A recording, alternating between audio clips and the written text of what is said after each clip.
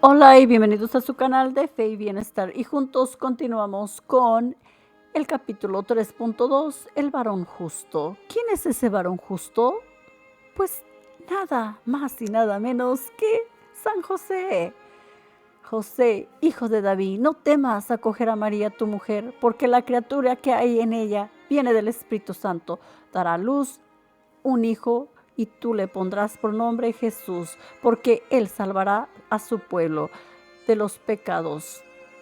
Y esto lo encuentras en el Evangelio de San Mateo, en el capítulo 1, versículos 18 al 24. Va el varón justo. Comprenderemos y admiraremos que María guardaba silenciosamente su secreto. Pero ¿por qué no se le contó a José el hecho de concebir del Espíritu Santo y sus consecuencias interesaban directamente a José? A partir de los esposales, José era su señor. En conceptos jurídicos, María pertenecía a José porque no se lo dijo. Ciertamente esto resulta extraño. Los hechos sucedieron así.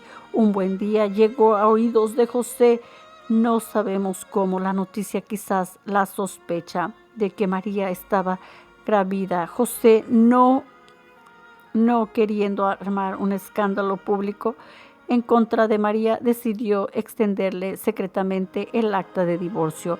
Cuando comenzaba a hacer los trámites para este expediente, Mateo 1, 18 al 25, Dios descorrió el velo del misterio. En el trasfondo de estos hechos se vislumbraban semivelados algunos aspectos que ennoblecen a María y también a José. Para ponderar la reacción de José y su comportamiento en esta escena, tenemos que tener presentes ciertos elementos de la psicología común. Ante la opinión pública, una de las mayores humillaciones para un esposo en la vida social es el hecho o el rumor de que su mujer le es infiel. En tal circunstancia, la reacción normal del varón acostumbra a ser simple, violenta. Enseguida brillan las pistolas y dagas. Dicen, la manera de limpiar el honor. Si esto ha sido siempre así, podemos imaginar que sería en la sociedad patriarcal en la que vivía José. Basta abrir el Levítico. Ya sabemos lo que les esperaba a las adúlteras: divorcio automático, gran escándalo y una lluvia de piedras. ¿Por qué José no reaccionó así? En el fondo de este hecho se vislumbran deducciones muy interesantes. En el contexto de Mateo sentimos a José como perplejo, como no querido creer en lo que le dicen o en lo que está viendo. Esto nos permite deducir la siguiente situación. Pienso que el hecho de ser María inmaculada y llena de gracia debió reflejarse en su semblante, sobre todo en sus reacciones y comportamiento general. María debió tener desde pequeña, un no sé qué, todo especial. Aquella joven abocaría algo divino, envolviéndose su figura y personalidad en una aura misteriosa, al menos para un observador sensible. A partir de la reacción de José podemos seguir presuponiendo que antes de los acontecimientos que estábamos analizando, debió sentir por María algo así como admiración, quizás veneración. Mateo presenta a José como un justo, es decir, sensible para las cosas de Dios. José, pues, con esa sensibilidad debió ver en María algo más y otra cosa que una muchacha atractiva. Debió apreciar en ella un algo especial, algo diferente, un misterio. Así nos explicamos la reacción de José. Parece que no se puede creer. Confronta la noticia con la idea que él tiene de ella. Queda perplejo y parece decir: no puede ser. Era imposible que aquella criatura angelical que él conocía perfectamente tuviera semejante traspié.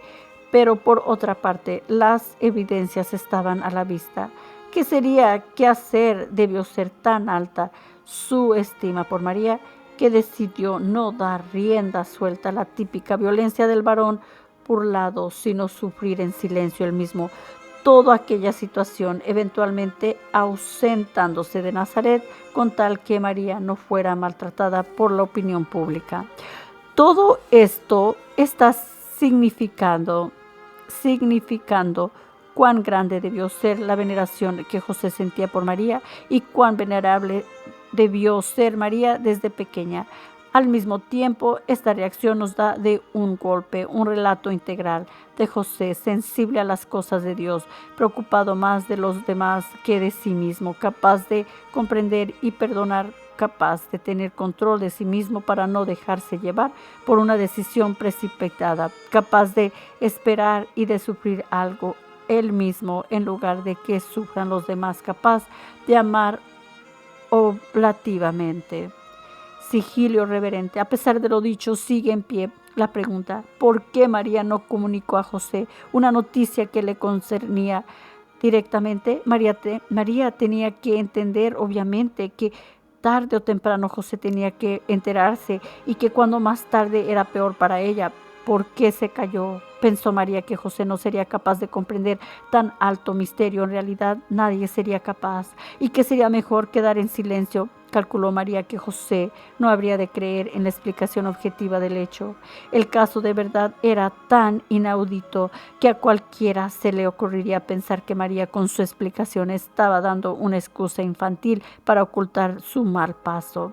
¿Sería eso un silencio calculado? No fue táctica, según lo que yo intuyo. Se trató de un sigilio reverente ante la presencia de un enorme misterio. Por aquí anda la explicación definitiva de ese desconcertante silencio. María quedó abismada y profundamente conmovida por el misterio de la encarnación.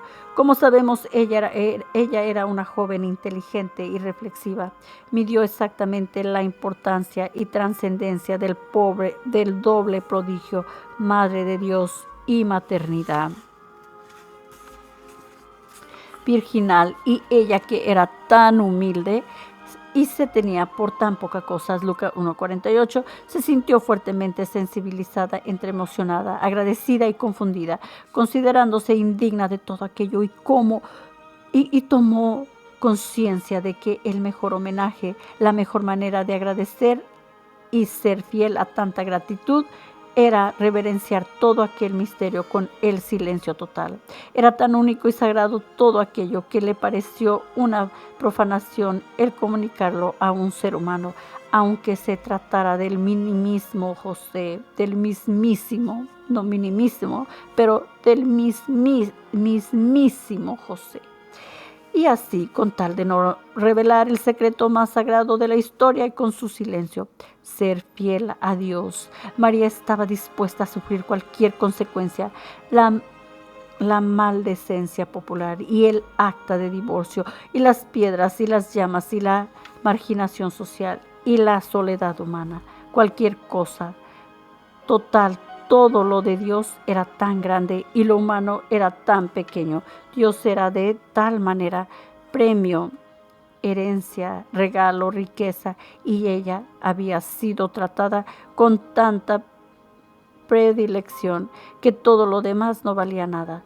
Y la madre quedó en silencio, despreocupada, tranquila. Dios es grande, y el Señor, emocionado por la fidelidad silenciosa de su hija, vino en su auxilio. Con una intervención fuera de serie, Dios le habla medio en un callejón sin salida. El único que podría sacarle de aquel atolladero era el mismo Dios, con otra intervención extraordinaria, y así lo hizo. Una revelación interior inequívocamente sentida le habló a José: José, deja a un lado esos temores. María no es una mujer cualquiera de la calle, es la elegida entre las mujeres de todos los tiempos. El Señor puso sus ojos sobre ella y la halló encantadora. María no ha dado ningún traspié.